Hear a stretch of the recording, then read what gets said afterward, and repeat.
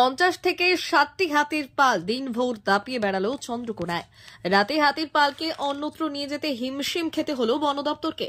50 থেকে 60টি হাতির একটি বড় দল আড়াবাড়ি জঙ্গল থেকে গড়বেতার আধার নয়ন বিট হয়ে শুক্রবার মধ্যরাতে প্রবেশ করে চন্দ্রকোনার ধামকুড়িয়া বিটে। শনিবার দুপুর থেকে রাত পর্যন্ত হাতির পালকে নিয়ে হিমশিম খেতে হয় বন দপ্তরকে। শনিবার দুপুরের পর চন্দ্রকোনার ধামকুড়িয়া বিটের পানশিউলি জঙ্গলে অবস্থান করা হাতির পালটি দাপিয়ে বেড়ায় আশেপাশের এলাকায়।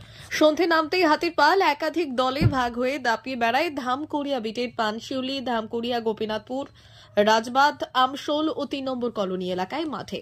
বিভিন্ন এলাকায় ছড়িয়ে থাকা হাতির পাল শনিবার রাতে মাঠ থেকে আধকাটা রসকুন্ডু রাজ্য সড়ক পার হয়ে পাশের চন্দ্রকোনার কামারখালী জঙ্গলে প্রবেশ করে। সেখান থেকে রাতেই হাতির পালটি দাপিয়ে বেড়ায় চন্দ্রকোনার যাদবনগর, ভগবন্তপুর লাগোয়া মাঠে। আবহাওয়ার খামখেয়ালিপনা ও প্রাকৃতিক বিপর্যয়ের জেরে এবছর এমনিতেই দেরিতে আলু চাষ হয়েছে। সদ্য মাঠে আলু চাষ হয়েছে, আবার কোথাও সদ্য আলু গাছ গজিয়েছে, তার উপর মাঠে রয়েছে সবজিও।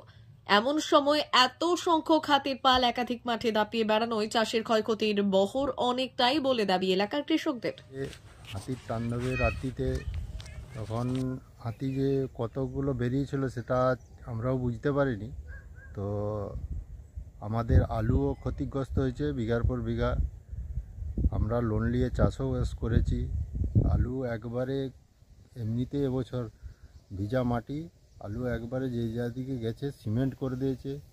আমাদের কিছু বস্তা সহ ধান, প্রায় 5-6 কুইন্টাল ধান, সেও একবারে পুরো খেয়ে নিয়েছে।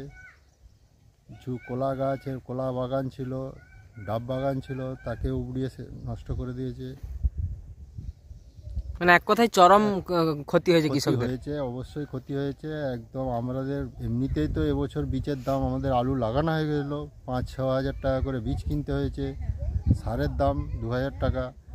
এই অবস্থায় আমাদের প্রচুর ক্ষতি হয়েছে একবার। আর সরকারের কাছে কি আবেদন জানাবেন? সরকারে আমরা কি আবেদন জানাবো? আমাদের এই ক্ষতিপূরণটুকু দেওয়া হলে এটি আমরা আবেদন জানাবো যে যাতে ক্ষতিপূরণটা দেওয়া হোক। আপনার নাম? আমার নাম তন্ময় মাঝি। 399 hotel and restaurant, Narayangarh bypass, পশ্চিম মেদিনীপুর। আমাদের এখানে সকাল, দুপুর ও রাত্রিকালীন আহারের সুব্যবস্থা রয়েছে।